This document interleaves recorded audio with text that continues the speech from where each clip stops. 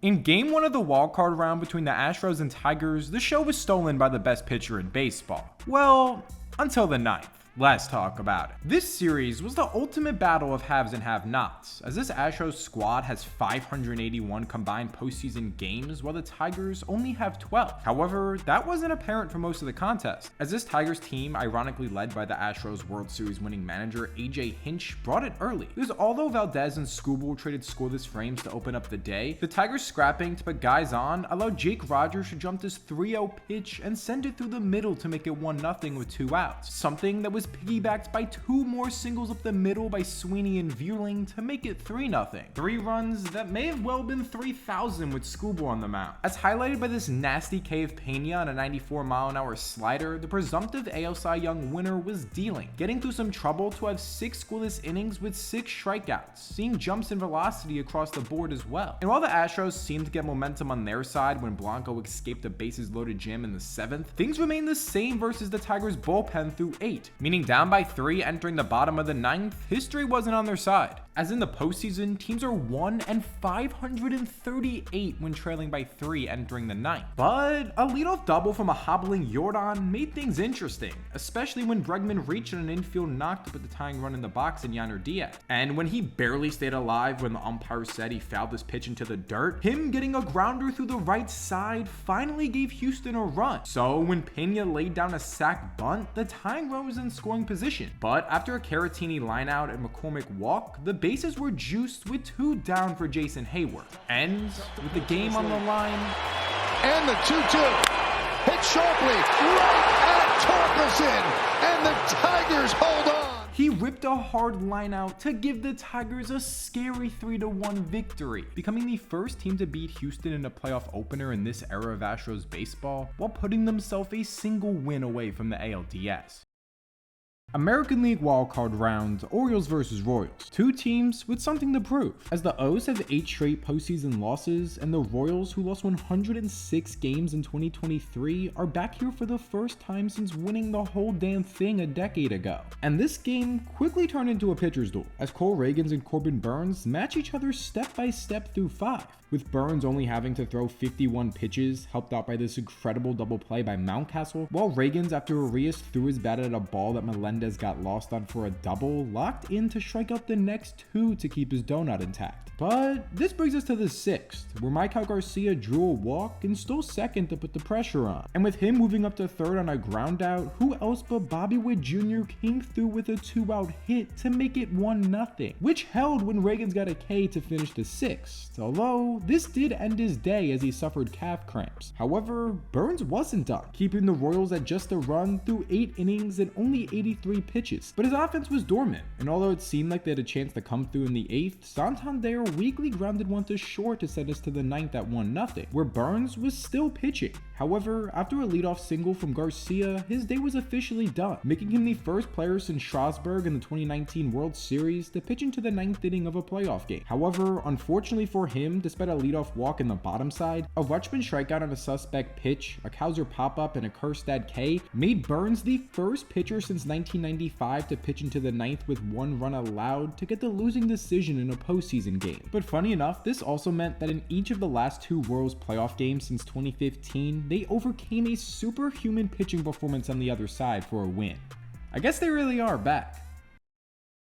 Wildcard Game 1 between the Mets and Brewers seemed like it was going to be a competitive contest with some beef, but then the 5th inning happened. Let's talk about it. On Monday, the Mets had no idea what Tuesday was going to look like, as their season could either be over or they'd be playing a game in San Diego or Milwaukee. But when they split games in an emotionally taxing doubleheader against Atlanta, the Brewers were their opponent. And early on in this game, that stress seemed to weigh on them, as following a 2 strikeout scoreless first from Freddie Peralta, just 8 pitches into Luis Severino's day, we saw 3 hits in the first Brewers run. And later, when he issued a walk to load the bases, he'd plunk Hoskins with 2 outs for run 2. But in inning 2, 2, the Mets fought back with attitude, as after the first 2 reached, the bat was in former Brewer Jesse Winker's hands, and he turned one down the line and right that tied the game on a triple, which is where we have beef, as on his way to third, Winker said something to Brewers star Willie Adames, and once on third, he cursed out the shortstop, something Adames responded to by telling him to catch him outside. Something to definitely keep in mind going forward in this series. But back to the game, this allowed New York to take the lead on this Marte sac fly, which held through 3 with help from this clutch double play off the bat of Rhys Hoskins. But in the 4th, after this free-lick double, the 20-year-old Jackson Chourio would smoke a knock to center to even up the ball game, allowing William Contreras to flip the crew in front on a ground out. They have control now, right?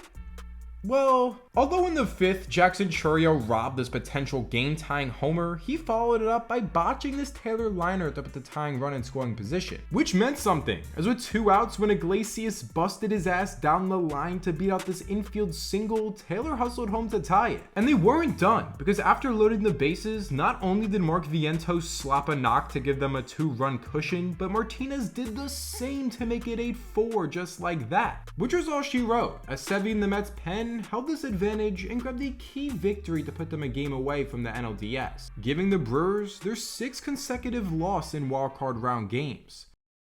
Michael King just had one of the nastiest postseason debut starts ever. Let's talk about it. NL wildcard game 1. The Padres are playing a Braves team at home that had to fly to the West Coast on less than 24 hours notice when they clinched a playoff spot in a doubleheader against the Mets. And well, the fatigue of that potentially showed, because the first inning basically explains the entire game. As although the Braves got base runners, Michael King carved hitters with his sweeper and sinker to grab 3 Ks in a scoreless frame, flipping us to the bottom side where after an Arise knock, Fernando Tatis Jr. sent the place into a frenzy with an electric 415-foot blast, giving King 2 when he only needed 1, as he'd grabbed 7 more Ks by way of the sweeper or slider while making Braves hitters look amateur when they flared up pitches in the other batter's box, while giving us 2 other strikeouts and absolutely painted sinkers, finishing his day with 12 strikeouts, 5 hits, and 0 walks across 7 scoreless frames, which is notable, as among pitchers who allowed no runs in their first career playoff start since 1995, this is the 3rd amount of strikeouts,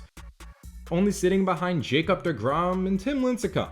Pretty good company. But funny enough, the 2 other Padres runs in this game were driven in by Kings catcher Kyle Higashioka, including a solo homer. And Higgy was not only shipped to San Diego with King in the Juan Soto deal, but he also caught his only other playoff appearance, which came in 2020 on this very same mound. But back to the game, that score of 4-0 was more than enough, and with Adam and Suarez adding 3 more Ks and walking none across 2 more scoreless frames in the win, they gave us one of the most dominant playoff staff performances ever. Because at 15, the Padres staff struck out the most amount of hitters in a game without allowing any walks or runs in postseason history, and second place is all the way down at 11.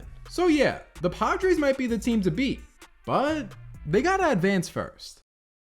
Did the Astros save their season in the second game of the wildcard series, or did the Tigers pull off the upset? Well, let's talk about it. Our pitching matchup was Hunter Brown for the Astros, a guy who grew up in Detroit as a massive Tigers fan who idolized Justin Verlander. So much, in fact, he has a tiger tattooed on his arm and eerily resembles his now teammate Verlander on the mound. And self-described bullpen chaos from the Tigers. And these 2 philosophies both shoved through 5, as Brown struck out 8 and only allowed a single hit, doing damage with the elevated heater, while Detroit used 4 dudes to hold that 0, which was helpful. As in the 6th, Parker Meadows got his hands to this inside pitch and snuck it fair over the fence to break the stalemate, which later ended Brown's day, and when he got back to the dugout, he sat down and talked to Justin Verlander, which must feel so surreal for Brown. But when pitcher 5, top prospect Jackson Jobe in his 3rd career appearance took the mound, Detroit's stadium pulse was off the charts, because a hit by pitch in blue put 2 runners on, prompting a sacrifice bunt that loaded the bases when Detroit couldn't get an out. Meaning when Torkelson made this stop and went home with an in-between throw, Rogers mishandling it tied the ball game, passing the bat to Jose Altuve, who lofted one in shallow foul territory and right that Pena would race home on to give Houston the lead. So now, the Astros only needed 6 outs to keep their season alive. But with Carpenter and Vealing shooting back-to-back knocks to put runners on the corners, when Diaz couldn't block this Presley pitch, Carpenter raced home to even it up. So with 2 down, when Keith and later Torkelson drew a walk against Hader out the pen, the bases were juiced for Andy Ibanez. And in a 1-2 count, Flying down the left field line, it score. Everybody scores. He cleared the bases with a double, which ended up being the dagger in a 5-2 Tigers win to send them to the ALDS, ending Houston's run of 7 consecutive American League Championship Series appearances that dates back to when AJ Hinch, the current manager of the Tigers, was the manager of Houston. Meaning not only did Hinch help a Tigers team who's presumed dead in August resurrect their season against the odds, but it also means that the Astros dynasty may have just fallen at the feet of the man who started it all. This was the most disappointing playoff performance of 2024, but it was also one of the most impressive. Let's talk about it. With their season on the line, the Baltimore offense did not show up, as an early 1-0 deficit held through 4, giving them 13 scoreless innings to open up the postseason. But in the 5th, although Mullins timed the ball game with a big home run gave them the momentum to load the bases up with no outs, a Santander pop-up, Cowser striking out on a pitch that hit him and Adley grounding out to short helped Kansas City escape tied, allowing Bobby Witt in the 6th with runners on the corners and 2 outs to absolutely book it down the line to beat out an infield knock to give the Royals the lead, hitting 31.3 feet per second on his sprint speed. And with that lead not growing, with the Orioles pitching staff continuing to do a great job, despite a 2-out base runner in the 8th, Mountcastle grounded one to short to put the Orioles back against the wall with 3 outs remaining. And well, they seemed content, because despite the first 2 of the 9th getting out against Urseg, they were luckily able to give the bat to their best player with the game on the line in Gunnar Henderson. However, just 4 pitches and a pair of rough swings later, the Kansas City Royals took the Orioles' place in an ALDS matchup in the Bronx, meaning despite the fact they allowed just 3 runs over 2 games, the Baltimore Orioles, who have by far the most wins in the American League since last year, have 0 in the postseason, extending their franchise's overall playoff win drought to 10 games. Now, I'm not saying anything drastic needs to happen, nor am I denying the talent level on this Orioles team. However, I think it's time to maybe start asking some questions. But this also could just reflect positively on the Royals pitching staff. The fact they were able to sweep a team with little to no offense could be scary for the Yankees if the bats make the trip up to New York. The second game of the wildcard series between the Mets and Brewers was wild. Let's talk about it. With the Brewers season on the line, things didn't look great, as against Frankie Montas, the Mets pushed the first run across in the 1st on this Nimmo knock. And with that also putting runners in the corners, Alonso had a chance to blow the game open early. But instead, he ripped this grounder that Adames made this nice stop on and tripped over his bat to allow the Brewers to escape on a double play. So, with some momentum entering the bottom side, 20-year-old Jackson Chourio would continue to announce himself by slapping a leadoff opposite field bomb to tie the game, making him the youngest player to ever hit a leadoff homer in the playoffs. However, with that being all, the second was kind of a disaster for Milwaukee. As although Montas made Marte send a routine PFP on the ground, he would drop the toss to first to put the go-ahead run on, allowing the Mets, after back-to-back hits from Taylor and Alvarez, followed by this long Lindor fly ball, to grab a 3-1 advantage. And the score held with the pitching locking in, but in the bottom of the 5th, when Terang slapped a leadoff double the other way, back-to-back productive outs by the crew, capped off by this Perkins sac fly, made it a 1-run game. And with the Brewers bullpen and defense working through jams to keep them within a swing, to lead off the 8th, Jackson Chourio would have it, launching his second opposite field homer of the day to even up the game in the late stages, also making him the first Brewers player ever to have a multi-homer game in the playoffs. And this seemed like it would hold when the next 2 got out, but instead, Willy Adames, keeping the inning alive on a single to left, passed the bat to Garrett Mitchell, who entered as a pinch runner. And when this Maton curve stayed up a bit too long, Mitchell would torch it deep to right center, and the ball would just scrape out the park for a season-saving go-ahead 2-run bomb. And speaking of saves, this meant the airbender Devin Williams was getting the ball for the final 3 outs, which ended up being pretty easy, as he just threw 10 pitches to wrap up a 5-3 Brewers win, sending us to a winner-takes-all game tonight at 7 p.m. Eastern Time. Who do you think is going to win that one?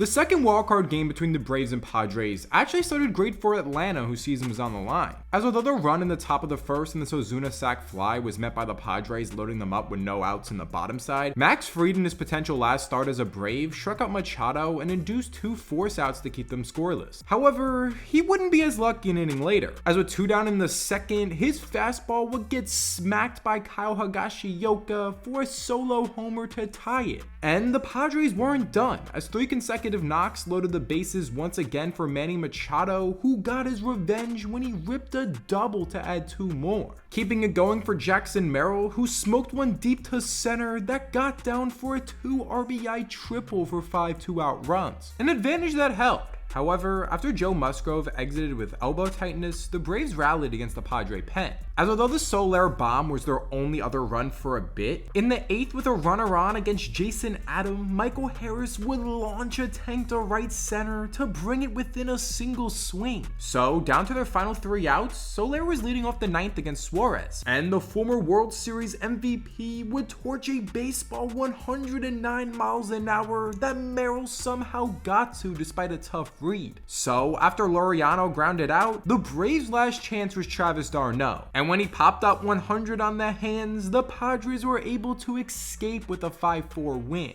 pushing them on to the NLDS against the Dodgers, and as Manny Machado said post-game, I mean, this is what everyone wanted, you know, it's been going on since.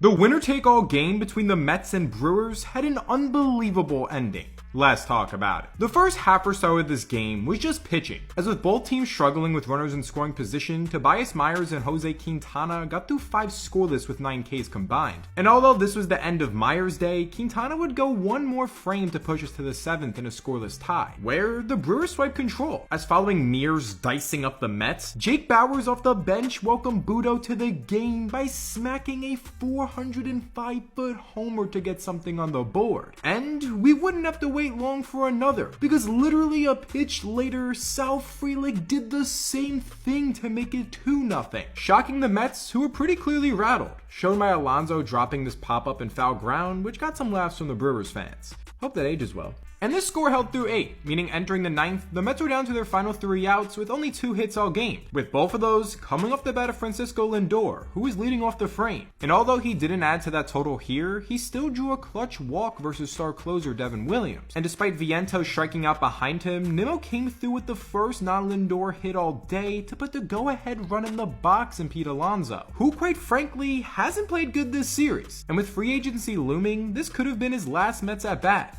However, he'd make that unlikely. 2-0. Swinging a fly ball to right field. Pretty well hit. Frelick back at the wall. He jumps. It's gone. He did it. He did it. Pete Alonso with the most memorable home run of his career. A go-ahead 3-run smash to revive the Mets from the dead and give them the lead. A homer that was unprecedentedly clutch, as it's made Alonso the first player in MLB history to hit a go-ahead homer while trailing in the 9th inning or later in a winner-take-all postseason game. And they'd keep it going, as this Marte knock scored Jesse Winker, who celebrated it by breaking his helmet. Sick. So now, the Mets needed 3 outs to win the game. And with an out and the tying run on base, Terang shot a hot grounder to Lindor at short, who sprinted to second and fired a seed over to first to win the ball game, sending a Mets team who just beat the count after showing no signs of life to the NLDS against their division rival Phillies. Baseball's crazy, man. Game 1 of the ALDS between the Tigers and Guardians was over before Detroit could even record an out. Let's talk about it. Based on the top of the first, you would have thought Detroit was set up for future success, as despite being held scoreless, they ran up Bybee's pitch count and got 2 runners on. But any sort of offensive flames that were brewing were immediately extinguished in the bottom side, as Stephen Kwan welcomed opener Holton to the game by just missing a leadoff homer and settling for a double. And following a Fry walk, J-Ram grounded one that McKinstry botched to score the first run, meaning after Naylor knocked Holton out the game with his RBI single to right, the Tigers went to the pen for Reese Olson.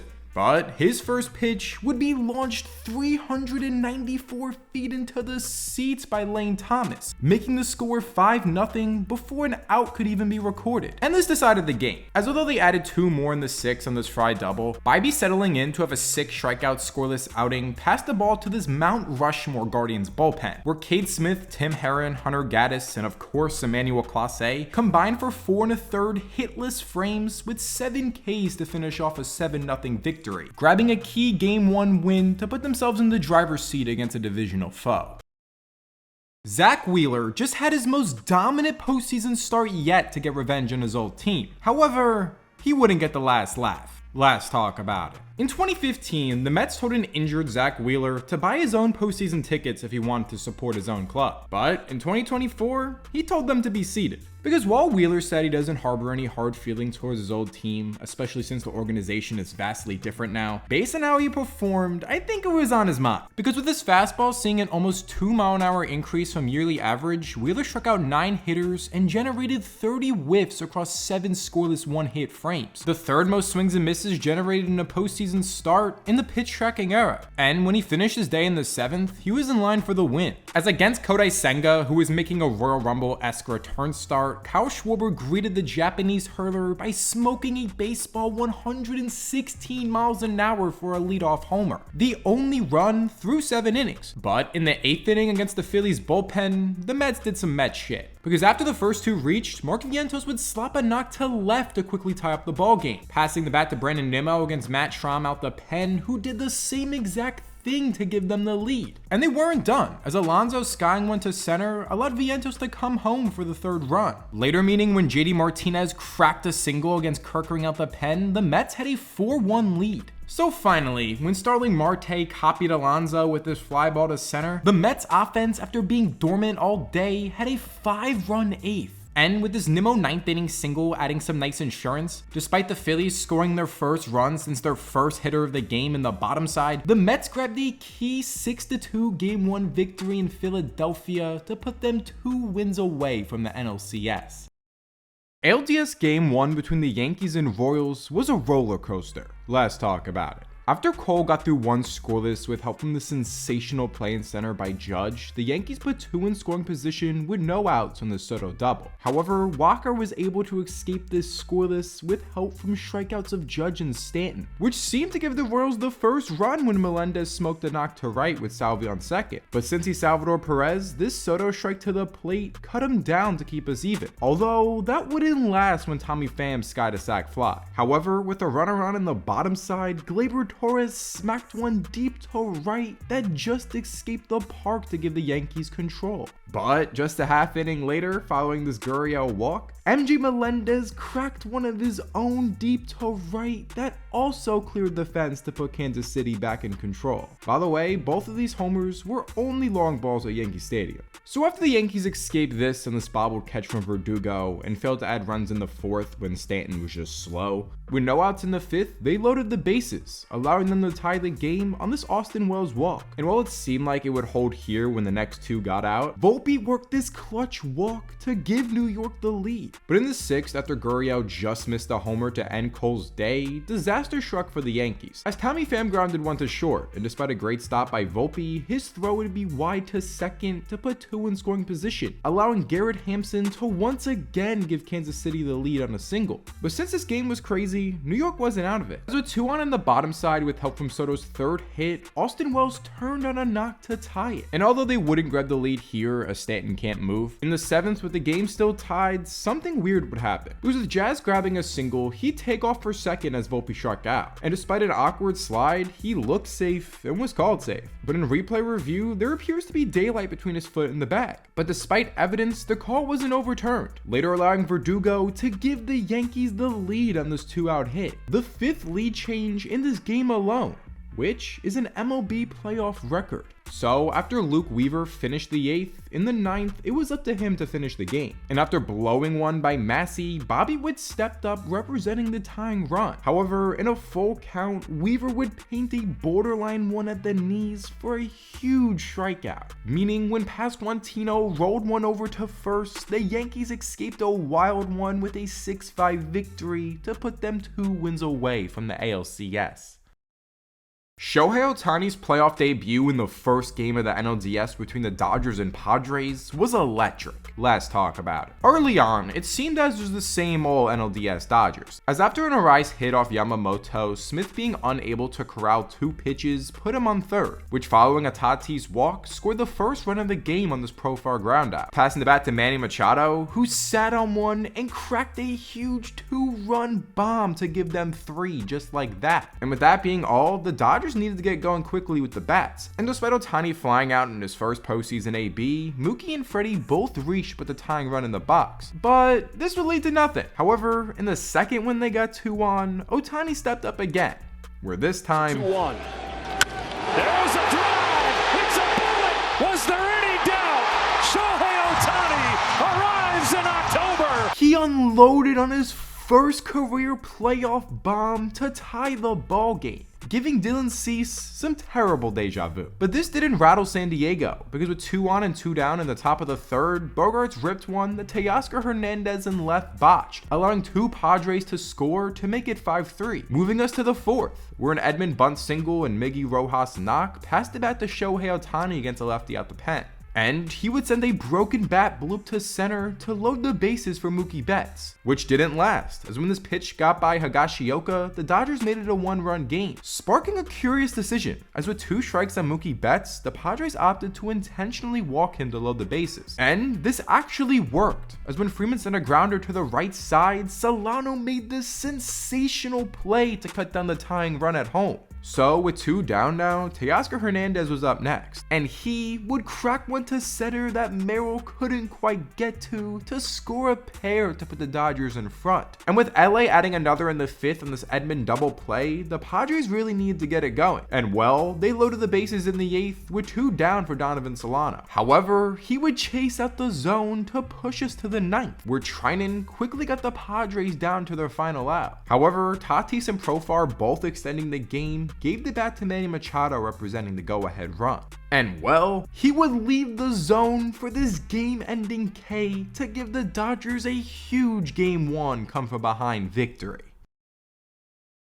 The Phillies and Mets just had a classic in the second game of the NLDS. Let's talk about it. After a Game 1 win, the Mets looked like they were going to jump ahead 2-0, as following 2 scoreless innings to open the game, Lindor reached with 2 down, allowing Mark Vientos, who doubled earlier, to smash one deep to right that got into the seats to make it 2-0. And that score held, as Sevy cruised through 5 innings, including generating a swing so ugly from Nick Castellanos that it prompted the Philly crowd to boo the slugger who has 1 hit in his last 26 postseason at-bats, something Casty responded to by potentially muttering, "These f***ing people."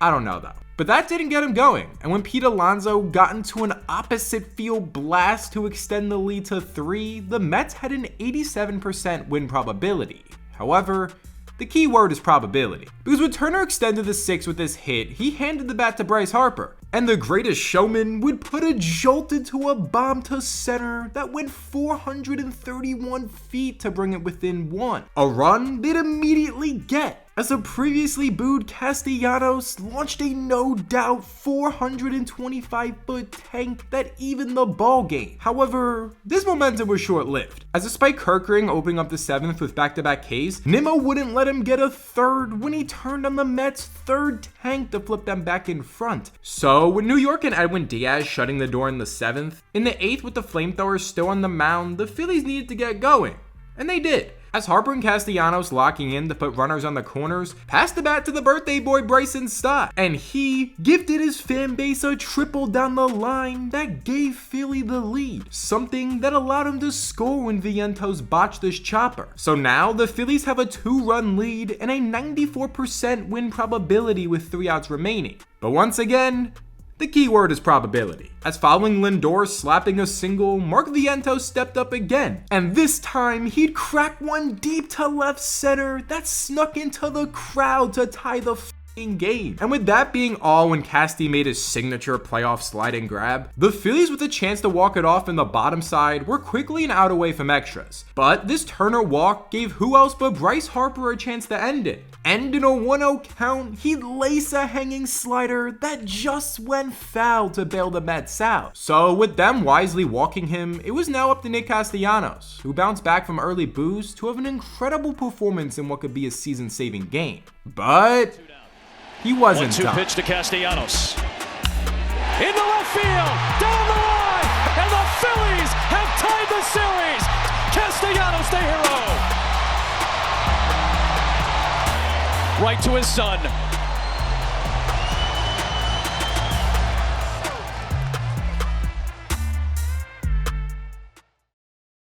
Game 2 of the NLDS had a 9-minute delay when Dodgers fans started throwing things at Padres players.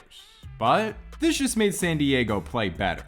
Let's talk about it. For the second day in a row, things started hot, as with an out in the first against Jack Flaherty, Fernando Tatis torched another homer to make San Diego score first. And with that being all there, in the bottom side, Mookie Betts seemed to match him when he lifted a ball into the seats. But actually, Jerks and Profar robbed the homer and took his time with the Dodgers fans before revealing he had the ball. Something that must have been crushing for Betts, as he's hitless in his last 20 postseason at-bats. And this allowed the Padres to extend their advantage to 3 when David Peralta launched a 2-run shot. And although the Dodgers loaded them up with no outs in the bottom half, they'd only score 1 when the sac fly was followed by a line drive double play. So with San Diego holding off potential rallies with excellent defensive work, things started to get nuts in the 6th, because following Flaherty drilling Tatis and Profar reaching by way of bunt, he'd lock in to strike out Manny Machado before exchanging words with the Padres leader.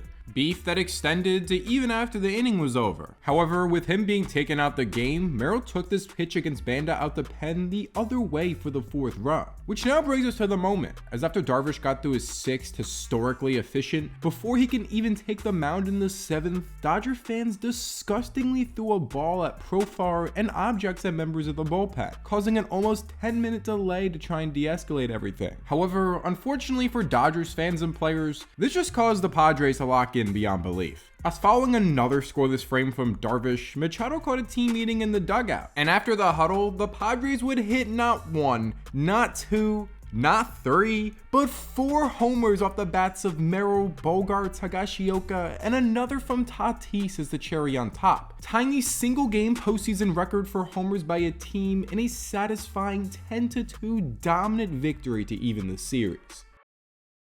ALDS Game 2 between the Guardians and Tigers was a pitching and fielding masterclass. Well, until the 9th. Let's talk about it. The Tigers, who were down 0-1 in this series, were handing the ball to the best pitcher in the American League in Tarek Skubal, who was taking the mound against a familiar face and former Tigers pitcher and mentor to Skubal and Matthew Boyd. And they battled. As well, Skubal was perfect through 4 innings with 7 strikeouts. Boyd scattered runners to finish his day with 4 2/3 scoreless with 4 strikeouts, being helped out by Jackenzie Noel in right when Big Christmas unleashed his cannon to cut down Justin Henry Malloy going for second. And although the Guardians started to get traffic on Skubal, putting 2 runners on in the 5th and 6th with only an out, the presumptive Cy Young winner generated back-to-back inning-ending double plays before telling the crowd to shut the fuck up. So after he finished his day with 7 more scoreless postseason innings and 8 strikeouts, his Tigers put a runner in scoring position in the 8th with 2 down, prompting Cleveland to put in the best closer in baseball in Emmanuel Clase. But that seemingly didn't matter when Wenzel Perez laced this sinking liner to left center. However, Kwan raced in and made this diving grab at the last second to keep us tied at 0, which later sent us to the 9th tied when Parker Meadows made this fantastic leaping grab against the wall. So now the Guardians needed 3 more outs from Clase to have a chance to walk it off. And despite getting the first 2 out, back-to-back knocks extended the inning for the Tigers slugger Kerry Carpenter. And after a bit of a battle, he did with the bat what Skubal told the crowd earlier. Return to Detroit. Runner goes, pitch is swung on, a high fly ball to right field. This one is gonna fly! Carpenter smoked a dagger 3-run homer 423 feet to right that easily allowed Detroit to close out a 3-0 win to even up the series at a game apiece. A homer from a franchise legend rallied Kansas City to a huge Game 2 win. Let's talk about it. ALDS Game 2, Yankees vs. Royals. If you only watched the first inning of Carlos Rodon's start, you would have assumed he tossed a gem. As in just 12 pitches, he would strike out the side, flipping it to his bats, who got 2 on to start the day. But with Reagan striking out Judge and Wells, it allowed him to escape this jam tie, which held through the top of the third. But in the bottom of the third, following Judge flying out on the warning track for the second out, Wells kept the inning going with a knock that opened the door for Stanton to rip a sinking liner that Witt couldn't handle, allowing Gleyber to hustle home to score the first run. But this momentum was extremely short-lived, because a lead off the bottom half, Salvador Perez and Cam launched a solo homer to even us up, which opened the gates as Gurriel, Tommy Pham, and Garrett Hampson Knock shrunk together 2 more runs before Garcia, facing Hamilton up the pen, added the 4th on the 7th Royals hit through 4.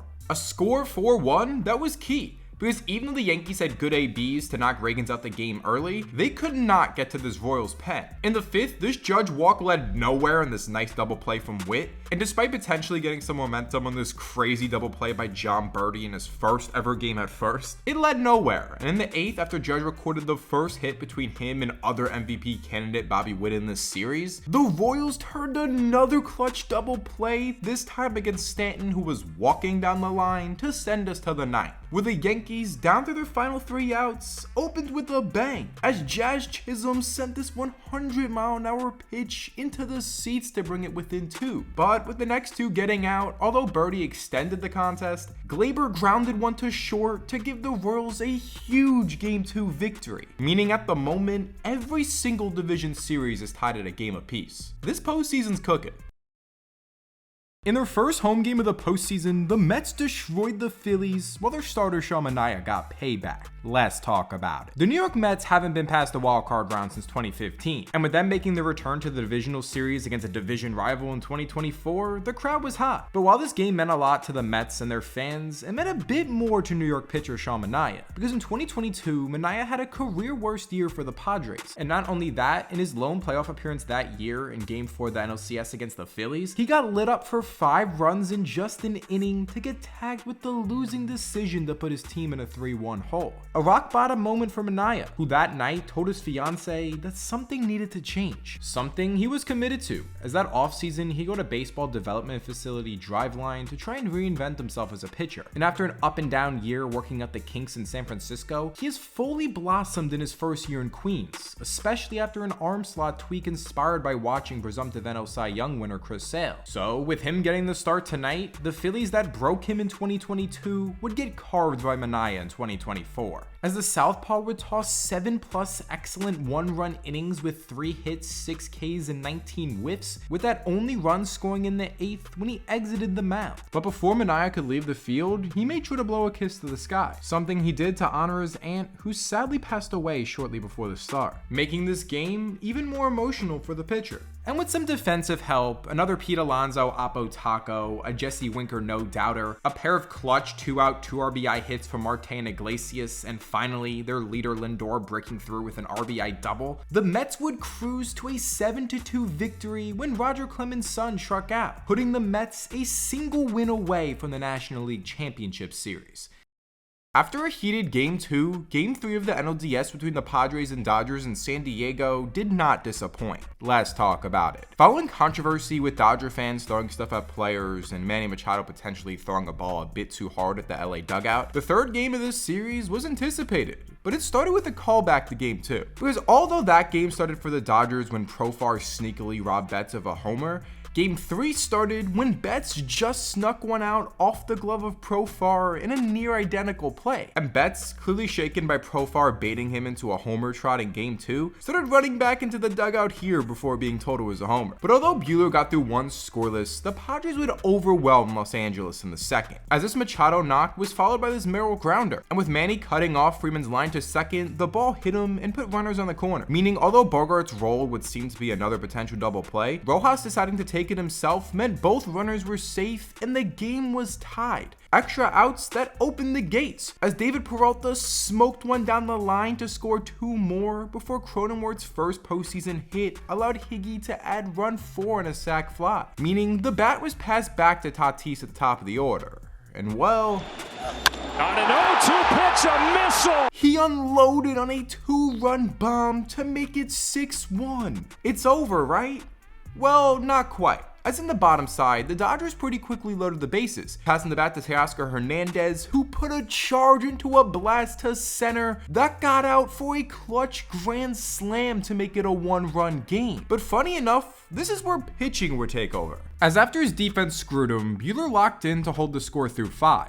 And the same with King. And with the bullpen shutting down when Scott and Suarez had a clean 8th, the Dodgers were down to their final 3 outs, trailing by a run in the 9th. And following Suarez quickly getting the first 2 out, the Dodgers' last chance was Gavin Lux. However, he stood no chance versus 101 miles an hour to give the Padres a 6-5 victory to put them a win away from the NLCS.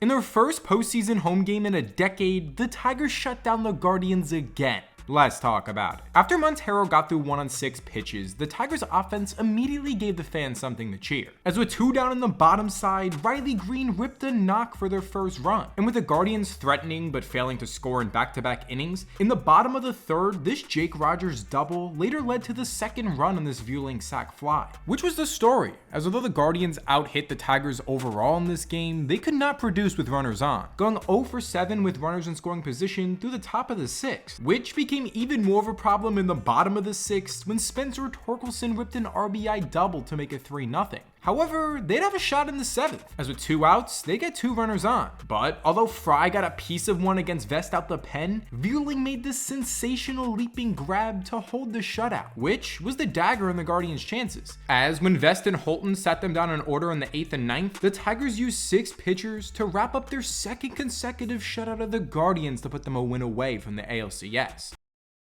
With a win sending them to the NLCS, the Mets were having a frustrating game with the bats. But then, there was a swing and a drive. Let's talk about it.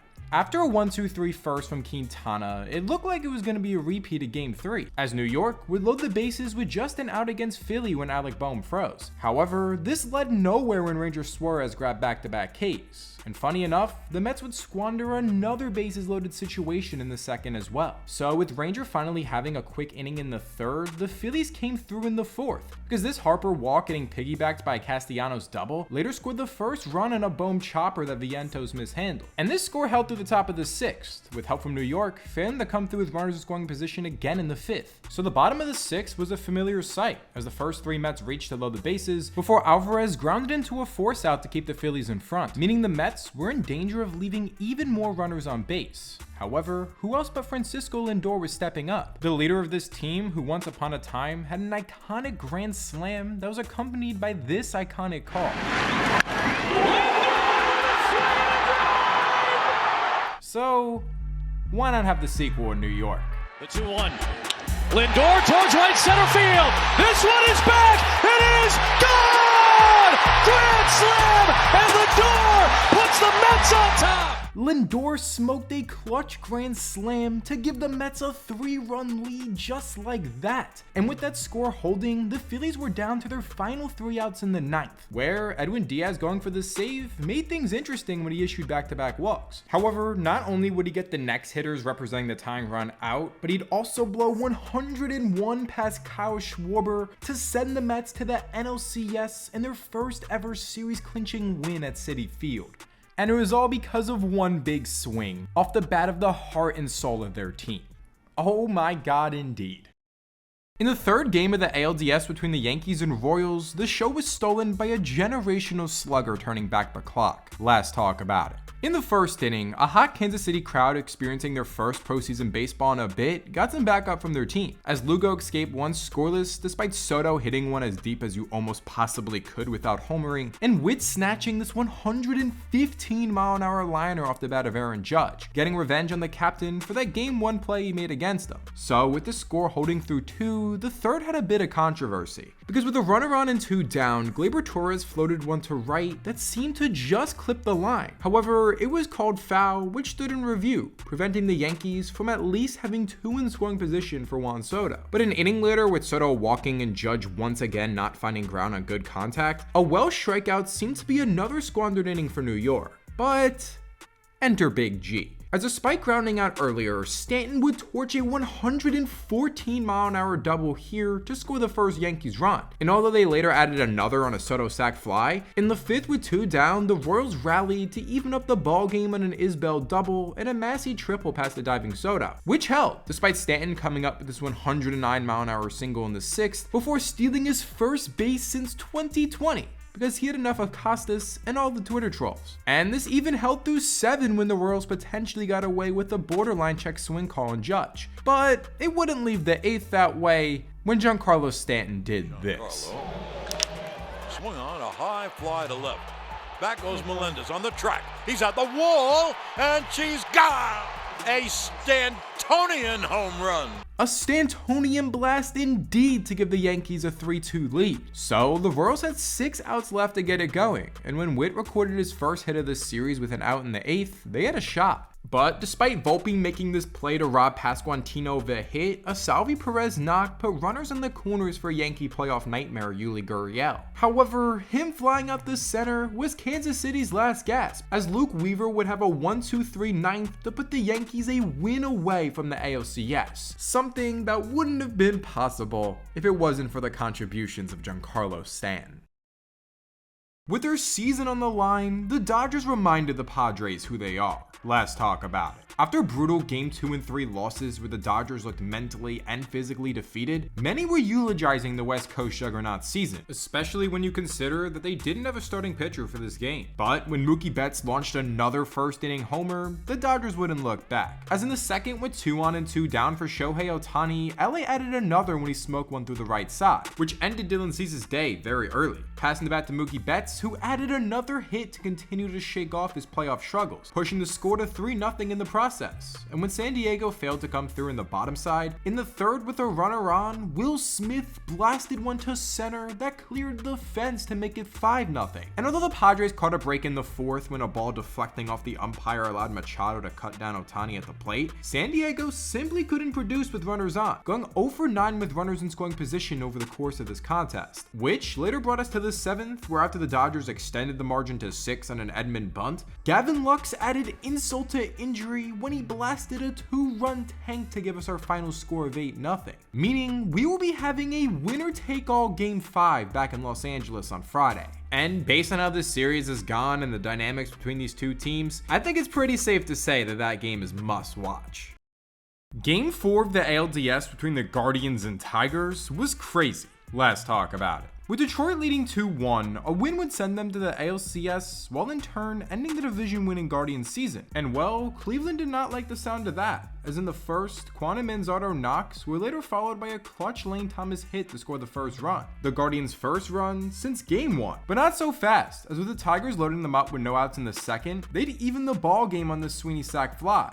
However, that would be all when Torkelson strayed too far from second on this liner, and this score held into the 5th with pitching locking down. However, in that inning, a struggling Jose Ramirez reminded everyone who he is by blasting a go-ahead solo homer. And I know it technically doesn't count, but this was his 40th homer since opening day, so in my books, happy 40-40 season, Jose. But these vibes for Cleveland fans were short-lived, because a half inning later, McKinstry drove one deep the other way that got over the wall to tie it. And an inning later, when the Tigers put 2 on with 2 down, this Perez flare got down to put the gritty Tigers in front. But this was bittersweet. A slugger Kerry Carpenter tweaked his hammy scoring and would exit the game. So now 3 innings away from the ALCS, this 2-out hit from Quan prompted AJ Hinch to make a move for Bo Brisky out of the pen, who has been pretty locked down. However, he'd be greeted by David Fry launching a 2-run bomb to retake the lead for the Guardians. And funny enough, following the Tigers escaping a jam with nice defense in the 8th, Clase escaping one of his own in the bottom side allowed Fry to give them insurance in the 9th when he followed his homer with a squeeze bunt for the 5th run.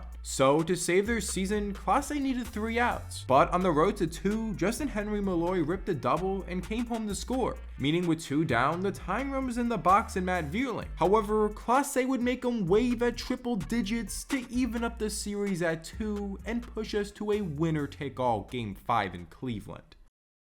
Game 4 of the ALDS between the Yankees and Royals was decided by inches. Let's talk about it. With a win sending them to the ALCS, the Yanks started hot. As just 3 pitches into the contest, Glaber and Soto Knox had to score at 1-0. However, a Judge double play and Wells lineout got him out of that jam. But with Garrett Cole on the mound, that 1 was seemingly worth more than usual, as the Yankees ace would hold that advantage through 4, before his team added the 2nd run on this Glaber Torres 2-out RBI knock. But in the bottom side, when MJ Melendez cracked one deep to right, it looked like it was gonna be a 1-run game. However, the windy conditions kept it in play for the out, meaning in the 6th, when a Judge leadoff double later had him on 3rd, the infield was brought in against Stanton. And that scary movie sentence ended when Big G torched a 117-mile-an-hour single to make it 3-0. But things got interesting in the 6th, as despite this leadoff single from Maicar Garcia, Birdie and the Yanks would turn 2 on the next hitter. However, with Garcia sliding late and coming down hard on Volpe's arm to try and knock the ball out, and with Garcia not liking the forearm and the 1 too many pats on the back, this led to a spat with Kansas City's public enemy 1 in Jazz Chisholm, which emptied the benches, and while luckily nothing happened, it was a stupid situation all in all. But this actually sparked a mini rally for KC, as back-to-back hits from Witt and Vinny P scored the first Royals run. So an inning later with 2 down, when Pham extended the inning with another hit off Cole, the tying run was in the box and Kyle Isbell against the Yankees ace.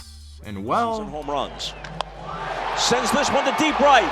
Back goes Soto by the bullpen, and he's got it with his back against the bullpen fence. On a different night, without the wind, this might very well be a tie game. He fell just short of a homer, which ended up being their final haymaker, as Holmes and Weaver would shut them down in order in the 8th and 9th to send the New York Yankees to the ALCS, while ending one of the more remarkable turnarounds in baseball that we've ever seen. The winner-take-all game between the Dodgers and Padres saw one team go out sad. Let's talk about it. The Dodgers were forced to Game 5 after a dominant 8-0 Game 4 win where handing the ball to Yoshinobu Yamamoto at home, who was taking on Japanese pitching legend Yu Darvish in the first ever postseason battle of Japanese starters. And although Yamamoto got through 2 scoreless with help from a hot crowd, Darvish, after a scoreless first, allowed Kike Hernandez to deposit a baseball 428 feet over the wall for the first run. But that would be all for a bit, as Yamamoto escaped the 3rd in a double play before later finishing his day with 5 scoreless 2-hit innings, continuing the Los Angeles pitching staff's success with 20 consecutive shutout frames versus the Padres, while Darvish cruised through 6 one-run innings in just 68 pitches. But after the Padres continued to not be able to get to the LA pen, the other Hernandez Teoscar would take Darvish 420 feet to push the lead to 2, meaning in the 8th, after Kopech ran through San Diego, capped off by 102 miles an hour to Jake Cronenworth, the Padres are down to their final 3 outs against Blake Trinan, and with help from 2 nice defensive plays by Kike Hernandez, the Dodgers wrapped up a 2-0 victory to move on to the NLCS against the Mets, while the Padres failed to score in their final 24 innings of this series, which is like the MLB equivalent of the Rockets missing 27 straight threes in the Western Conference Finals with a chance to close out Golden State. Yeah, awful. The winner-take-all game between the Guardians and Tigers was decided by one grand swing. Let's talk about it. Game 5 of the ALDS saw a repeat of Game 2's pitching battle, and presumptive Cy Young winner Tarek Skubal and his mentor coming up in Matthew Boyd. And although Stephen Kwan did this to Skubal and the Tigers got runners in scoring position in 3 of the first 4 innings, Skubal got through 4 scoreless while Boyd and the Guards' pen did the same. However, in the 5th, following a Sweeney walk, an injured Kerry Carpenter ripped one deep to right that got down to break the scoreless tie as he hobbled to first. But even with Skubal on the mound, this wave of momentum did not last, as Jimenez, Kwan, and Fry hits loaded the bases with just an out for Jose Ramirez. And when he got drilled in an 0-1 count, this game was tied, which passed the bat to Lane Thomas. And with the bases still juiced, Thomas swings, hits a high fly ball deep into left field. It is up. It is going to be a grand slam. He smoked a grand slam to make the score 5-1. However, we weren't quite done yet, as a Rogers single in the 6th and a Keith double in the 7th made this a 2-run game. But with the Guardians stomping out their hopes by adding one on a Lane Thomas infield knock in the 7th and another on a Rocchio RBI hit in the 8th, Clase would break the Tigers' glass slipper with this 6-out save to send the Guardians to the ALCS against the Yankees. A 7-3 final that officially ended one of the best underdog stories we've seen in MLB this century. The first game of the NLCS between the Mets and Dodgers wasn't even close. Let's talk about it. The Dodgers, who haven't allowed a run in 2.5 games, gave the Mets a rude welcome to the championship series, as after Jack Flaherty got through 1 in order, LA loaded the bases versus Kodai Senga on 3 walks. And although it seemed like the Mets may escape when Mookie Betts didn't tag up here, Max Muncy came through with 2 down to drive in the first 2 Dodgers runs with Freddie Freeman, Greg Jennings' way home. But with Flaherty doing the same thing in the 2nd, another walk had a runner in scoring position when the Los Angeles lineup flipped back over for Shohei Ohtani. However, instead of making a move for the pen, a struggling Senga faced Ohtani, who ripped one through the right side to make it 3-0, which is just how it was, because although they caught Ohtani stealing to end the 2nd, the Mets offense had no rhythm against Flaherty and were hitless through 4, allowing the Dodgers in the bottom of that inning to not only add 2 on this Edman knock and later an Ohtani double that just stayed in the yard, but a 3rd when Freddie Freeman came through again while injured to push the score to 6-0.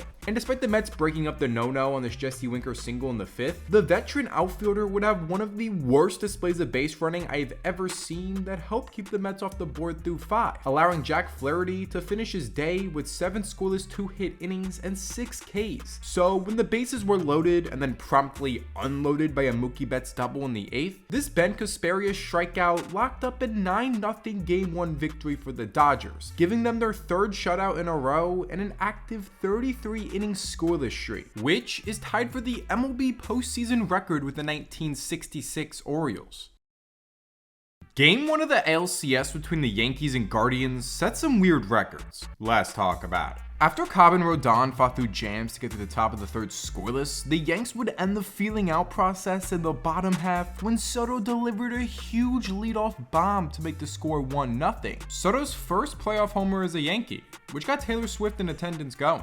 But things got a bit odd following this, as Judge, Stanton, and Volpe would load the bases up with 3 walks, something the Yankees had done a great job of taking this postseason. And with this forcing a move for Joey Cantillo at the pen, a banged up Rizzo would just have to stand there, as this wild pitch allowed Judge to race home for the 2nd run. So with Rizzo later drawing a walk of his own, Cantillo bounced back by getting ahead 1-2 on Verdugo. However, another wild pitch gave Stanton home to make it 3-0. And although that was all here, Rodon getting through 4 with 7 Ks and 17 swings and misses brought it back to the Yanks, where a Glaber walk was followed by 2 more wild pitches to put him on 3rd and later give Soto a walk, passing the bat to Aaron Judge, who in the 3-0 count gave New York the 4th run on a sac fly. So even though the guard struck back when Brian Rocchio hit Rodon's seemingly mandatory homer allowed, that would be all the damage he surrendered, tossing 6 dominant 1-run, 9 strikeout innings while setting the Yankees' pitch tracking era record for whiffs in a postseason game with 25. However, that run would be canceled out an inning later, as in the 7th, Giancarlo Stanton sat back and torched a majestic 439-foot homer to make it 5-1.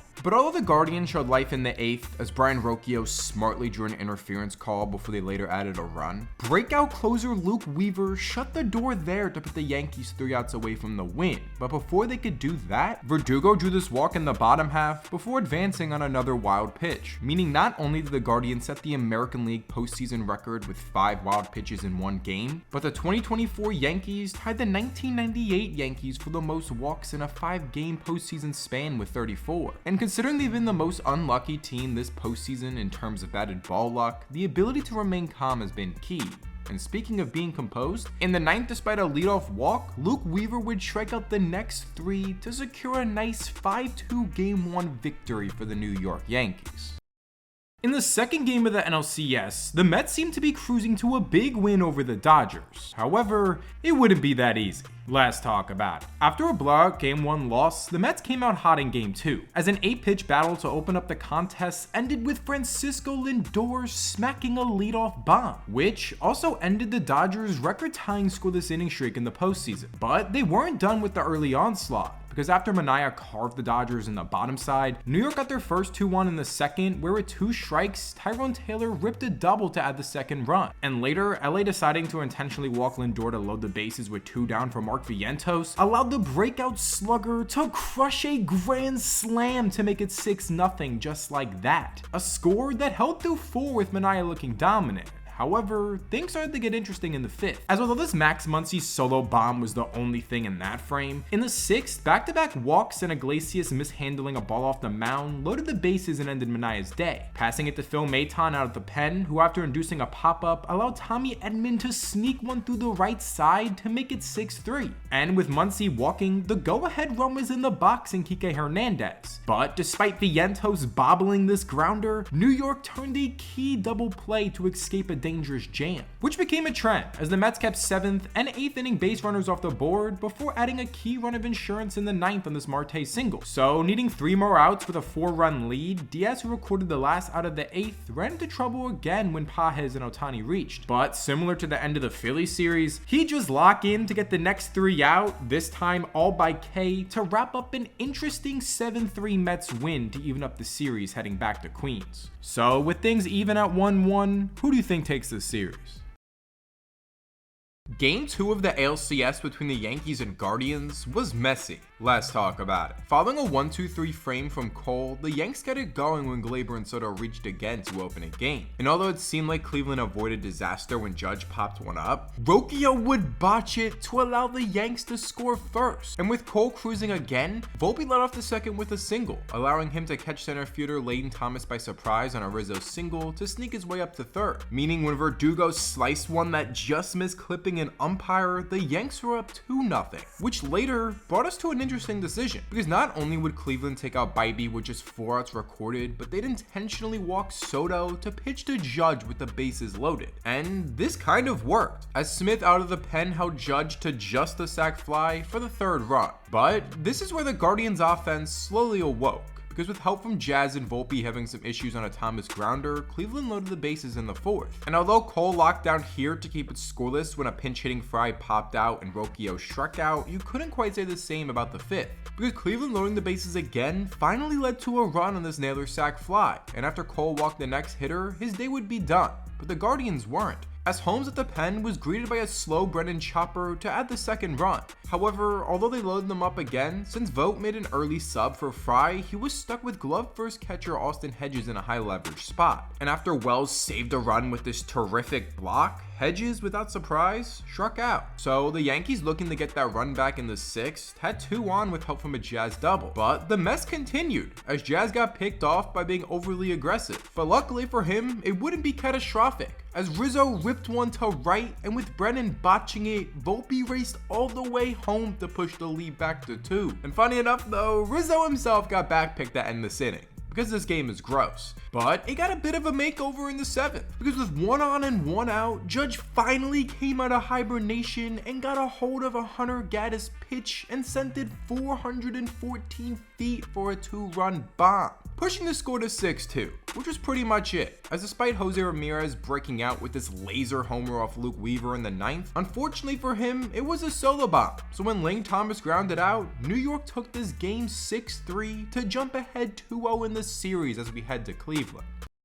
MLB's weirdest playoff legend had another signature moment in the 3rd game of the NLCS. Let's talk about it. For most of the year, Kike Hernandez is the ultimate glue guy, as he consistently posts somewhat league average numbers with the bat, while with no exaggeration, playing everywhere on the field. But when the calendar flips to October, he literally becomes one of the best players in baseball. As in his 78 career postseason games, Hernandez has an OPS over 900 and 15 homers, the same amount in the postseason as Barry Bonds and Hank Aaron combined. With this production including, but not limited to, a 3-homer game including a grand slam in the 20 2017 NLCS to help send the Dodgers to the World Series, a 6th-inning game tying homer in the 7th game of the 2020 NLCS to help the Dodgers win that game and eventually the championship, one of the greatest postseason runs ever in 2021 for the Red Sox, where Kike literally set the single postseason record for total bases in a 5-game span at 34, a series-ending walk-off in the 2021 ALDS, and the game-winning RBI by way of homer in the 5th game of the 2024 NLDS. However, in the 2nd game of this NLCS, Hernandez failed to come through twice in big spots, which led to a loss. So when game 3 rolled around, he wouldn't let that happen again, because with his team grabbing a 2-0 lead and holding it when Buehler had a vintage gritty outing, Hernandez would step up with a runner on in the 6th, and of course, he would blast a 2-run homer that doubled their lead, an advantage that later grew to 8 with Ohtani and Muncy slapping a pair of absolutely majestic shots. And that was all that was really notable in this Dodgers blowout 8-0 win to take a 2-1 series lead. But back to the subject of the video, I think there's enough track record at this point to start regarding Kike as another star in this team. Well, at least when the lights are bright. Game 3 of the ALCS between the Yankees and Guardians was one of the greatest games of this century. Let's talk about it. New York, who was up 2-0 in this series, struck first, as following Boyd and Schmidt working around 1st-inning jams, this Verdugo double that put Volpe on 3rd allowed Jose Trevino to shoot one through the infield for the first run. But with the catcher getting picked off, Cleveland would hold the deficit to 1, allowing them in the 3rd with a runner on to take the lead when Kyle Manzardo smoked a 2-run homer. And this is where the Cleveland staff took over, as not only would Boyd finish his day with 3 straight clean innings, but Kate Smith out the pen ran through Soto, Judge, and Stan. So with Cleveland taking advantage of a cold Meza who entered because of an injured Hamilton, they would be up 3-1 entering the 8th inning with Hunter Gaddis on the mound. But after getting the first 2 out, he issued a walk to Juan Soto, prompting the Guardians to bring in Emmanuel Clase to face Aaron Judge. And this Ali Frazier-esque matchup between the hitter who had one of the greatest right-handed hitting seasons of all time and the closer who had one of the most dominant relief seasons ever went the way of the captain, as Judge would land a huge blow on this painted Clase pitch and somehow snuck this liner over the wall to tie the ball game. His first ever game-tying or go-ahead homer in the 7th inning or later of a playoff game. But before we can even settle down from that, Giancarlo Stanton landed a haymaker of his own when he blasted a tank to center to throw the Yankees in front, officially tagging Clase with more earned runs this postseason than he had in all of the regular season. So following Weaver working out of a gym in the 8th, when Ramirez could not hold on to his tag of Volpe in the 9th, New York was able to grab a 2-run lead on this Torres sac fly, which meant in the bottom side when Weaver turned this double play on Naylor, the Guardians were down to their final out, trailing by 2 with a sub 1% win probability. But after Thomas just missed a homer on this double, Big Christmas Giankensi Noel stepped up to hit, and in a 1-0 count. Oh my goodness!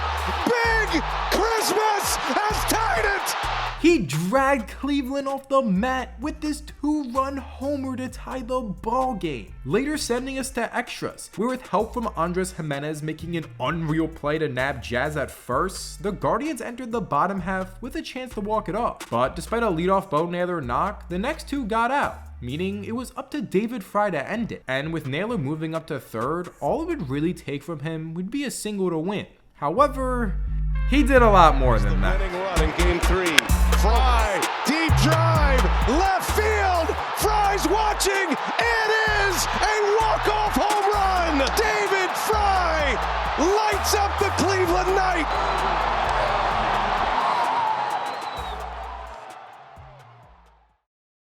In the 4th game of the NLCS, the Dodgers showed that they may be unstoppable. Let's talk about it. With a chance to jump ahead 3-1 in this series, the Freemanless Dodgers set the tone offensively, as on the 2nd pitch of the game, Shohei Ohtani launched a leadoff homer to make it 1-0. But this contest looked like it would be competitive, as in the bottom side, Mark Vientos smashed an opposite field tank to even up the score. And although the Dodgers in the 3rd were able to add 2 on this Tommy Edman double and a Kike Hernandez infield single, the Mets were able to cut it to 1 when Nimmo beat out a potential double play. However, this is where New York York ran out of gas. Because in the fourth, following an Ohtani walk to put 2 on, Quintana's day would be done. Meaning when Budo at the pen was greeted by Betts ripping one down the line, the score was now 5-2. So when Yamamoto and the Dodgers staff locked down through 5, Betts with a runner on in the 6th grabbed the bat again and blasted a 2-run shot to push it to 7-2. And later, after Muncy set the single postseason record by reaching base in 12 straight plate appearances, Tommy Edman and Will Smith 8-inning hits gave the Dodgers 3 more, making the score 10-2, and in the process, making Citi Field look like the Oakland Coliseum for the second night in a row. And it also gave us our final score of 10-2, putting the Dodgers a single victory away from the NL pennant, meaning in their 3 wins versus the Mets in the NLCS, they've outscored New York 27-2, getting there with help from unreal plate discipline and their stars showing up. So now in a 3-1 hole, you have to wonder,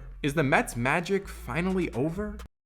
After having an all-timer in Game 3, the Yankees and Guardians did it again in ALCS Game 4. Let's talk about it. Our starting pitching matchup for this encore was Gavin Williams versus Luis Gil, 2 guys who haven't pitched in 3 weeks. And well, the rush showed, as following Gleyber smacking the first pitch for a single, Juan Soto launched his 2nd homer of the postseason to make it 2-0. And although in the bottom half, Quan walking and moving up to 3rd on a Manzardo double allowed Jose Ramirez to cut the deficit in half on a sac fly, the Yanks grabbed that run back in the 2nd when Austin Wells broke out of his slump with a huge solo bomb. But in the 3rd, with Quan swiping 2nd with 2 down, gave the Guards that run back when Naylor somehow poked his 2-strike pitch for a single. However, with that being all, following Gil finally having a clean inning in the 4th, the Yanks stepped up against Cade Smith in the 5th, where Soto walked, Judge hit, and Jazz bunt put 2 in scoring position for Giancarlo Stanton. And well, he continued to turn back the clock by smashing a 3-run tank to push the New York lead to 4, which held through the top of the 7th. But in the bottom of that inning, the Guardians leaned forward in their chair. As despite Clay Holmes entering with runners on the corners and getting revenge on David Fry for the previous day's walk-off homer, Jose Ramirez grabbed a bat and snuck one down the line for the 3rd run, passing it to Josh Naylor, who smoked the ball in the gap to make it a 1-run game just like that. So with this later prompting a move for Mark Leiter with 2 on, it was Game 3 hero Giancarlo Noel's turn to hit. And well, he seemed to do it again, at least according to the camera crew. However, this ball died out quickly and landed in Verdugo's glove for the 2nd out, allowing the Yankees to escape with the lead. However, with Gaddis having an unreal 3-strikeout 8th to keep the energy high, Cleveland put the tying run on 3rd with just an out, but with Quan popping one up and Fry softly grounding another, it seemed as this would be nothing. But when Leiter botched it and awkwardly tossed it to Rizzo, who couldn't handle it, the Yankees unbelievably choked a 4-run lead to the Guardians, giving Rizzo one of his career worst moments in the exact spot where he had his best. So after Naylor went down swinging, it was Emmanuel Clase A time to get 3 outs to give his team a chance to walk it off. But it wouldn't be that easy again, as Rizzo and Volpe slapping back-to-back knocks later put 2 in scoring position when the shortstop swiped 2nd, which allowed New York to take the lead when Verdugo slowly rolled one that Rocchio botched, passing it to Gleyber Torres, who smacked another base knock to push the Yankee lead to 2. So now, the Yankees are 3 outs away from the win again, and despite Canely getting some help on a strike 3 call, back-to-back Guardians of course reached to make it interesting. But when Naylor flew out the center, their last chance was Brian Rocchio. And although Birdie mishandled his grounder, he recovered in time to secure a mind-blowing 8-6 Yankees win, giving them a commanding 3-1 series lead and putting them just 1 victory away from a World Series. Holy shit.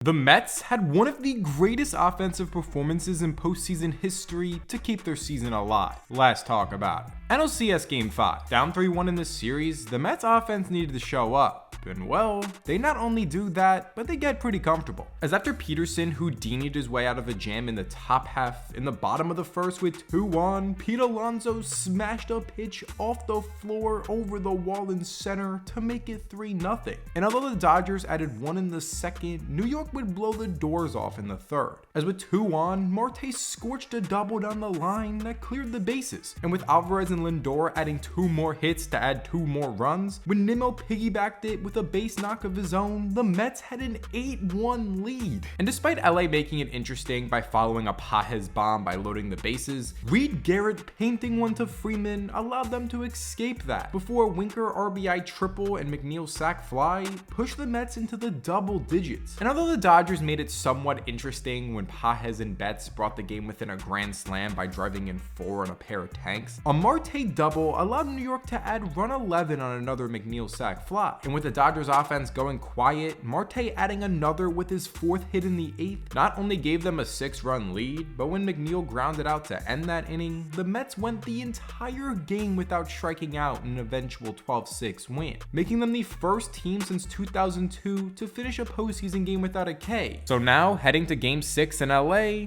do you think the Mets can come back? With a win sending the Yankees to the World Series, the 5th game of the ALCS was decided by one generational swing from a generational superstar. Let's talk about it. New York on the doorstep of a fall classic seemed to start hot, as after a leadoff Torres hit, Soto smoked one in the gap that Glaber would attempt to score on. However, a perfect relay just prevented that from happening, meaning although they loaded the bases when Bibee drilled 2 hitters, he'd escape scoreless in this Rizzo flyout, allowing the Guardians in the 2nd to strike first, because after Josh Naylor reached an infield hit, his brother Bo would rip a full count double to bring his bro home. And with Bibee cruising and the tandem up the middle turning a lot of double plays, in the 5th with a runner on 2nd and 2 down, Steven Kwan smacked the knock up the middle to extend the Cleveland lead to 2, pushing us to the 6th, where although the first 2 reached for Aaron Judge, Bibee induced the biggest grounder of the game for 2 outs, meaning when he got 2 strikes on Stanton, he was a pitch away from escaping the 6th scoreless. However, Big G destroyed a baseball 118 miles an hour and 446 feet to even up the ball game at 2, which was all from the offenses for a bit. As with the pitching and defenses locking down, especially from the standpoint of double plays, we were able to go to the 9th even at 2, where closers Emmanuel Clase and Luke Weaver, who both imploded in this series, got back on the horse to send us to extras. And although Wells drew this 1-out walk versus Hunter Gaddis, it seemed like a familiar sight when Verdugo wrote a grounder to 2nd. But Rocchio making his 3rd costly error of this series meant they didn't even record an out. So when Torres struck out, Juan Soto had a chance with 2 on and 2 out. And following this classic Soto AB, where he battled pitch by pitch while staring Hunter Gaddis down, on pitch 7, Soto would watch his legacy grow. Gaddis deals, Soto, a high fly ball to center. Thomas backing up, Thomas at the track, and Juan Soto! A 3-run home run! A dagger 3-run bomb from Juan Soto to give the Yankees a 5-2 lead, and pretty soon after when Soto caught this ball in right, an American League championship as well. The New York Yankees are going to the World Series. Wow. NLCS Game 6 between the Dodgers and Mets gave us the inevitable. Let's talk about it. After winning Game 5 to force a Game 6 in Los Angeles, the Mets struck first, as with Kopech having command issues at the gate and issuing a walk to Lindor, he'd later find himself on 3rd with 2 down for Pete Alonso, and despite the polar bear not even reaching 2nd base on a bloop, Muncy being unable to corral this Taylor throw gave New York the lead. But in the bottom half, the Dodgers answered back, as an Ohtani knock off Mania was followed by Teoscar Hernandez just missing a homer to put him on 3rd, passing it to the hot Tommy Edman, who laced a double to left to flip Los Angeles in front, which is the first lead change that we've seen in this series. And Edman wasn't done, as in the bottom of the 3rd with a runner on, Edman would double the Dodgers lead with this huge 2-run homer. And after Mania walked Muncy, his day was over, giving it to Phil Maton out the pen, who was greeted by Will Smith blasting one to center that cleared the fence to make it 6-1. However, the Mets weren't out of it, as this 2-run bomb from Vientos cut the deficit to 3, and with Mendoza going to Edwin Diaz in just the 4th inning, it later allowed them to load the bases in the 6th and put the tying run in the box. But they'd missed their opportunity when Jesse Winker flew out. So when the Dodgers and Mets traded scores to keep it at a 3-run contest, in the 8th, Los Angeles gave the ball to Blake Trinan, and he proceeded to absolutely run through the Mets by striking striking at the side, including Pete Alonso in his potential last at-bat as a Met. Meaning when the top of the Dodgers lineup rallied for 3 against Kodai Senga, it was a mere formality in the 9th. As following McNeil driving in the 5th Mets run, Francisco Alvarez grounded one to second to secure a National League pennant for the Los Angeles Dodgers in a record-setting NLCS performance in terms of runs scored, giving us the biggest possible World Series matchup in Dodgers versus Yankees, while in the process ending one of the more fascinating comeback stories we've seen from a team in recent memory. The first game of the World Series between the Yankees and Dodgers was absolute cinema. Let's talk about it. The first inning of a pitching duel between two guys throwing for their childhood teams gave us a hint of the roller coaster this game would end up being. As following Jack Flaherty escaping a jam in the first, Garrett Cole was greeted by Shohei Ohtani and Mookie Betts, both just missing early homers, passing it to Freddie Freeman, who went the other way for what looked like a simple hit, but with Verdugo stumbling, the injured first baseman would hustle all the way up to third on his beat up ankle. Although this didn't end up being costly on a lineout, and these pitchers would lock in for a bit, because this scoreless tie held through 4, highlighted by both pitchers handling the top of the orders well, and this fantastic play by Rizzo in shallow right. However, in the 5th, when Kike Hernandez ripped one that Soto misplayed, he got all the way up to third for a triple, which allowed the Dodgers to drive home the first run on the Smith sac fly. But this would be short-lived, as with a runner on in the 6th, Giancarlo Stanton would sit back and crack an absolute moonshot down the line and left to throw the Yanks in front 2-1, sparking a small rally, and with them having to settle for loaded bases when Edman made this tremendous play to save a run, Banda out the pen struck out Verdugo to keep the deficit at 1. And even though Graterol worked around a Judge hit for a scoreless 7th inning, highlighted by this funny barehanded play on a comebacker, the Dodgers failed to come through with runners in scoring position in the 6th and 7th, highlighted by great defensive work by Volpe and Jazz, meaning New York had the lead in the 8th inning, where although Ohtani just missed a homer versus changeup spammer Tommy Kahnle, Gleyber being unable to pick Soto's throw back in and no one being in the area for a backup allowed Shohei to race to third. So when Mookie Betts smacked the fly ball to center, we had ourselves a tied ball game, bringing us to the 9th, where it got weird. Because with 2 outs, Gleyber Torres cracked one deep to left center that seemingly cleared the fence, but it would be because of a spectator reaching onto the field of play for a fan interference. And although this really wasn't consequential since the ball was not going to be a homer, it was still dumb. And this caused a bit of a delay. So with Soto being put on first, Blake Trinan was ready to come out the pen versus Aaron Judge. And when he induced a pop-up from him, the Dodgers had an easy shot to walk it off. But it wouldn't come here when we wrote a 1-2-3 ninth to send us to extras, which quickly became the Jazz Chisholm shot. As following him slapping a knock off Trinan, he would go swipe 2nd and 3rd, meaning even though the infield was in, he would race home on this Volpe grounder to throw the Yankees back in front. So in the bottom side, they just needed 3 outs for the win. And despite Cousins getting the first guy out, a walk and a single off defensive replacement as Waldo Cabrera's glove put the winning run on base for Shohei Ohtani, who would be facing Nestor Cortez out the pen, who hasn't pitched since mid-September.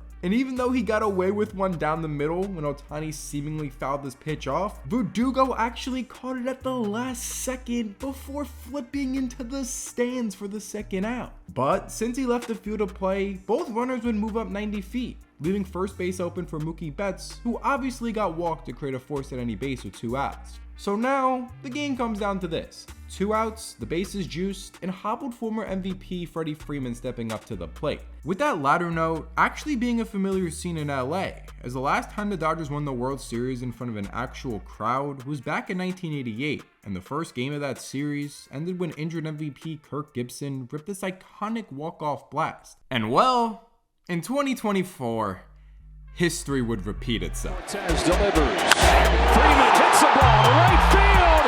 She is gone! Gibby, meet Freddie. Game 1 of the World Series.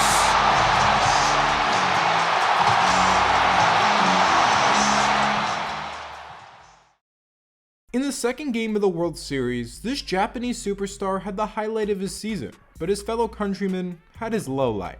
Let's talk about it. Japanese pitcher Yoshinobu Yamamoto had haters before his rookie year even started, As following Shohei Ohtani's massive $700 million deal with the Dodgers, Yamamoto followed his Samurai Japan teammate to LA with a record-breaking $325 million deal for a pitcher, despite the fact he had never thrown a pitch in MLB. But when you consider that the at the time 25-year-old had a sub-2 ERA in 7 MPB seasons, has the physical ability to do crazy mobile stuff like this, and in his last start in Japan threw a 138-pitch, 14-strikeout complete game in the Japan series, it's safe to say he was built for the moment. However, despite an absolutely disastrous debut start against the Padres hunting him all year and getting him tagged with bust labels, Yamamoto pitched to a 2.5 ERA from start 2 onward, battling through injury mid-year to be the ace he was paid to be in the postseason.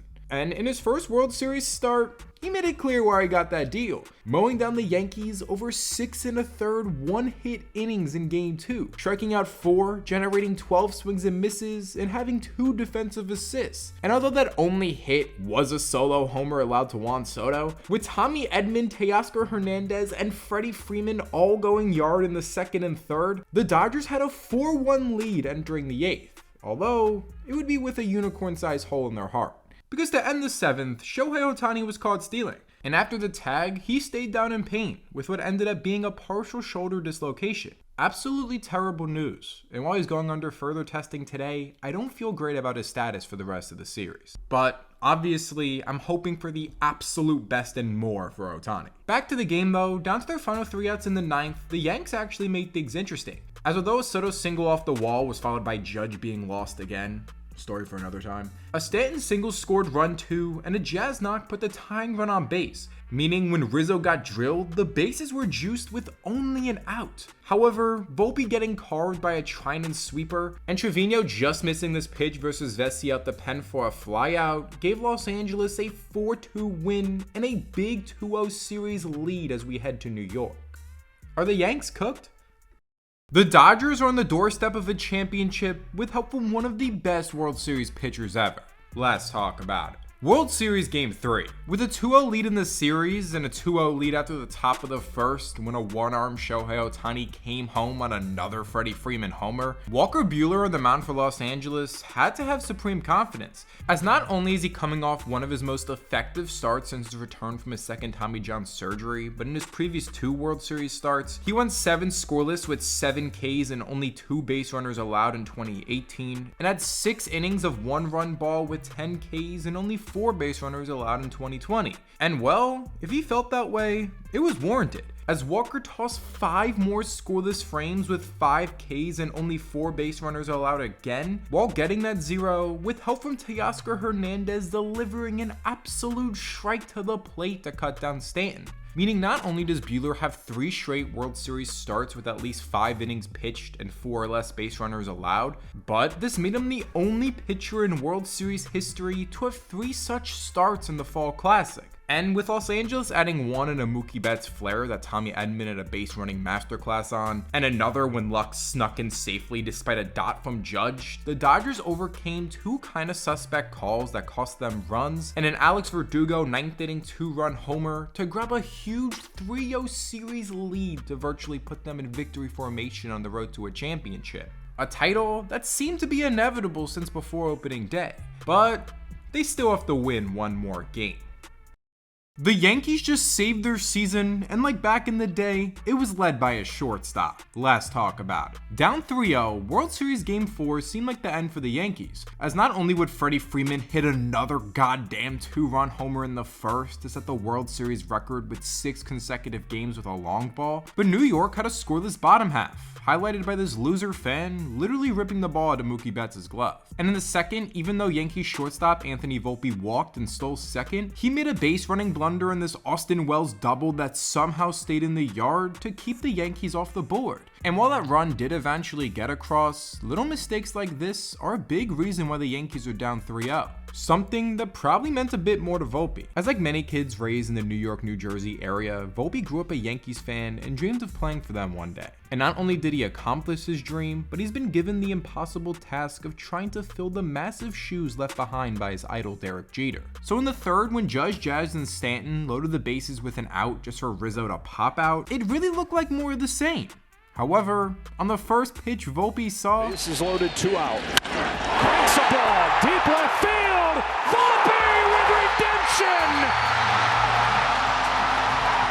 He ripped a grand slam to flip the game heavily in New York's favor. And although Volpe continued his hot play with some slick defense in the fourth, a Smith homer and a Freeman fielder's choice made this a one-run contest. But in the sixth, Austin Wells was able to get another big swing off and rip one over the wall to push the lead back to 2, which drastically changed in the eighth. As against innings eater Brent Honeywell, Volpe was once again able to get a hit, and with him being crazy, he would leg it out for a double when his head knocked the ball out Lux's glove. And following Wells and him executing a double steal, Volpe flew home on this Verdugo grounder to just beat out the throw for run 7, meaning when Gleyber Torres cracked one over the wall in right, New York had gotten into the double digits. So later, when Judge settled in with a nice RBI single, we would have our final score of 11-4 as the Yankees avoid a sweep, keeping their season alive for their ace Garrett Cole in Game 5.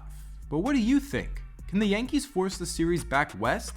And one final note on the player of the game, Anthony Volpe. Following the contest, he met up with the Baseball and Fox crew. And who else but Derek Jeter is on that desk. And in what must have been a surreal moment for the 23-year-old Yankees shortstop, following his own World Series game, he was taking a photo with Derek Jeter. And that pic was taken by Big Papi David Ortiz.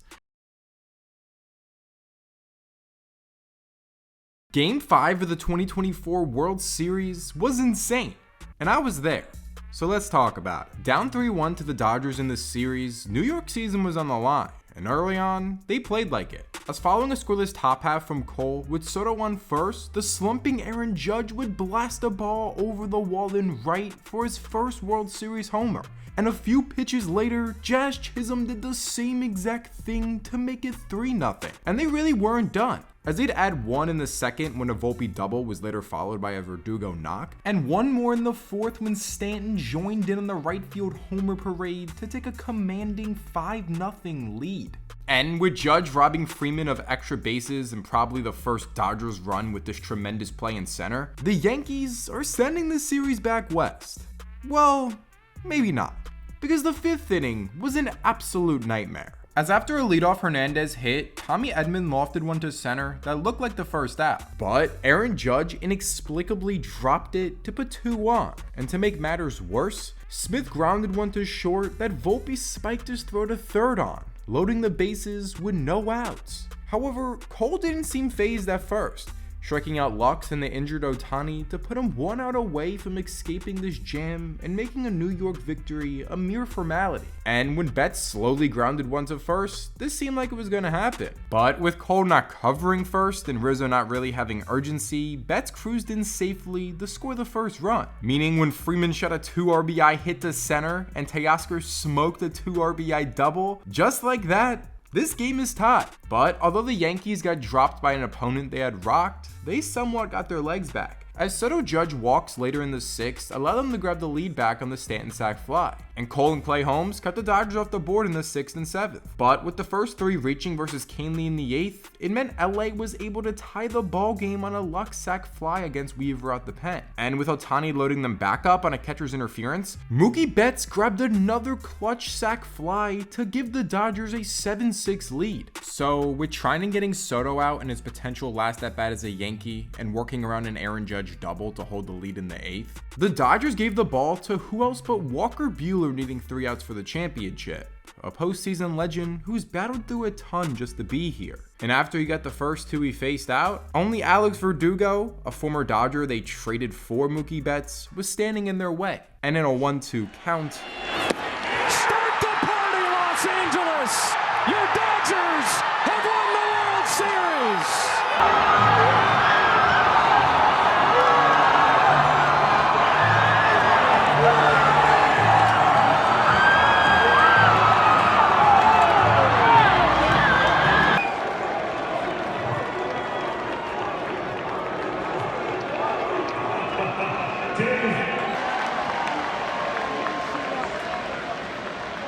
the Los Angeles Dodgers are World Series champions.